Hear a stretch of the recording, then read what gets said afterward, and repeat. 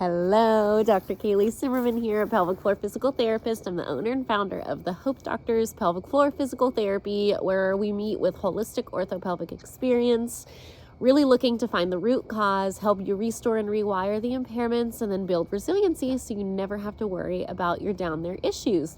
That's Belle. That's our dog. It's really nice to be outside and kind of giving you this. I know a lot of you across the country are definitely not outside in the sunshine, but trying to enjoy it while we can down here in Florida.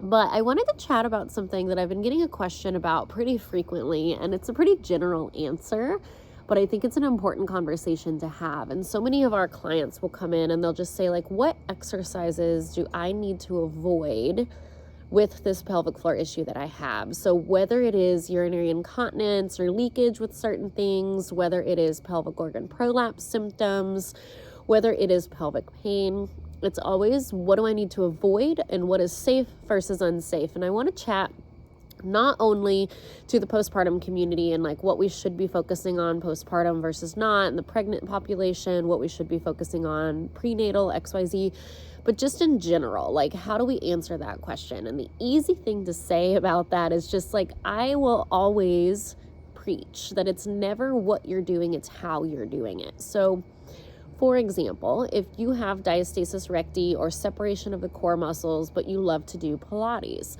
I am not going to say no more Pilates. We're not doing Pilates anymore. We're only going to do pelvic therapy because Pilates is unsafe. Like, that's not true.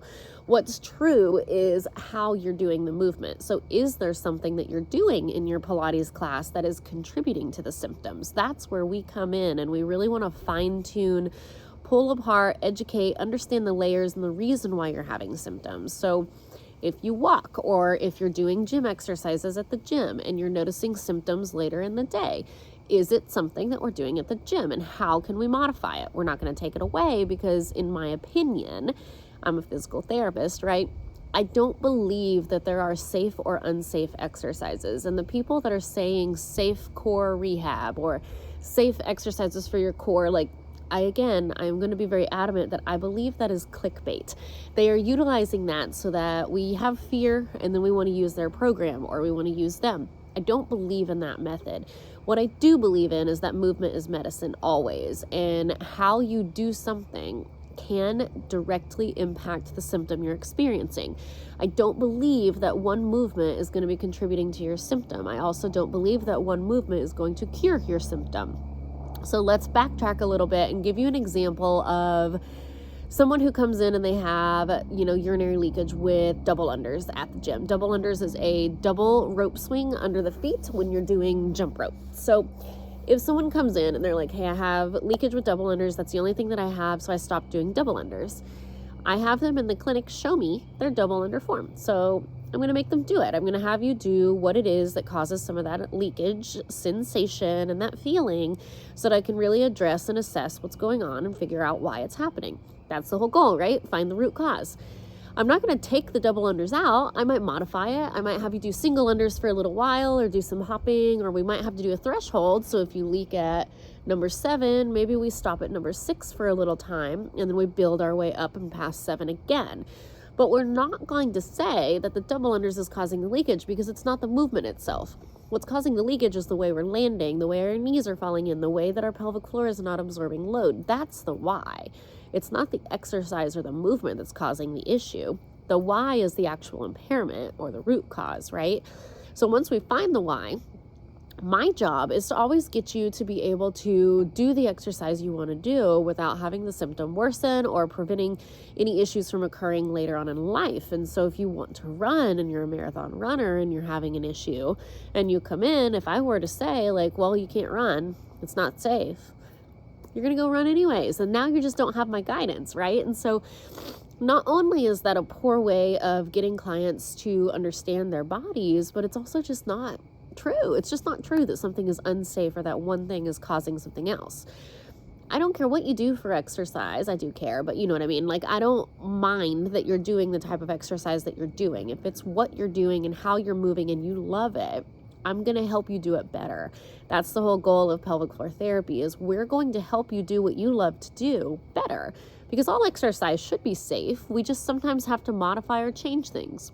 Now, I will say for my pregnant population, if someone is 14 weeks pregnant, never done CrossFit a day in their life, and they come in and they're like, oh yeah, I'm going to go do a CrossFit class tomorrow, I might guide them down a different route of learning, or a specific coach, because coaches are really good at certain gyms that I really love, right? But it's not something that I'm ever going to be like, that's not safe, because that's not the truth. The truth is starting something new during pregnancy requires a lot more energy than we're used to putting out, and so it might not be the best time to start something new.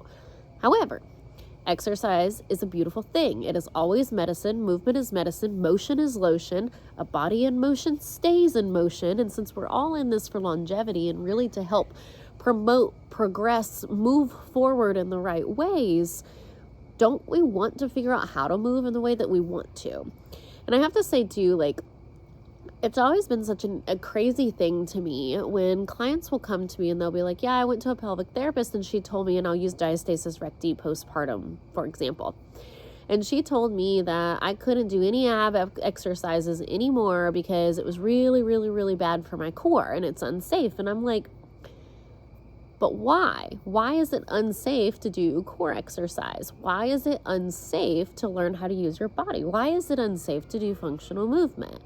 It's not unsafe. It's not the exercise that's going to make things worse. It's not taking care of the actual root cause, the root issue, not restoring and rewiring function in the body so that you can do the exercise.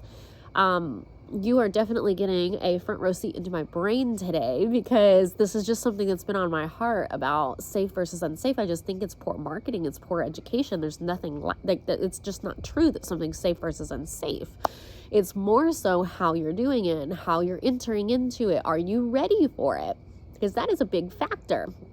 For example, I don't release my clients to run postpartum until at least 10 to 12 weeks postpartum. I do a full screening. I do a strength assessment, functional mobility. I look at all the different things that I need to look at to make sure your body's ready and strong. But it's not because it's not safe. It's because your body's not ready for it. There's a way to verbalize it. If you are past menopause and you want to all of a sudden start running, I'm not going to say no because it's not safe. I'm going to assess and see where you're at, and then we're going to start together and we're going to try to get you to reach that goal. There's something that I always think too, like, I am here to help you do what you want to do and educate you along the way. If I feel like something is going to put you at risk for something later in life, of course I'm going to educate you on that too. For example, if you want to return running too soon postpartum or before I'm comfortable telling you to, I'm going to tell you that, and I'm going to give you information on why.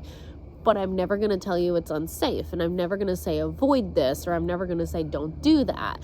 One thing that you'll notice about the Hope doctors and good, really, really good pelvic therapists is we watch you do the movements that are causing the symptom, and then we help you modify it. We don't take it away. We don't tell you to avoid it. We don't tell you don't squat. We don't tell you don't do core exercise. We say, let's assess how this is happening. Let's change how it's happening. Let's improve what's happening. And then we're going to go from there. And then you're going to feel better. And then you're going to do things stronger. And everything's going to get better. Because again, let me hone in this last point. It's not what you're doing, it's how you're doing it. So when someone says it's a safe or an unsafe exercise, I challenge that. I challenge that because it's just not true. There is not a safe or an unsafe. There's literally just how we're doing it. Are we ready for it? Because that is important. Is your body, is your pelvic floor, is your core, is it ready for that type of movement? If not, how can we get it ready? Because if your goal is to run a marathon, my goal is to get you there. That's the big point. So hopefully that clarifies that question and makes sense. Drop any questions that you have below. And yeah, I would love to be able to answer those and hopefully see you in our beautiful St. Pete clinic soon.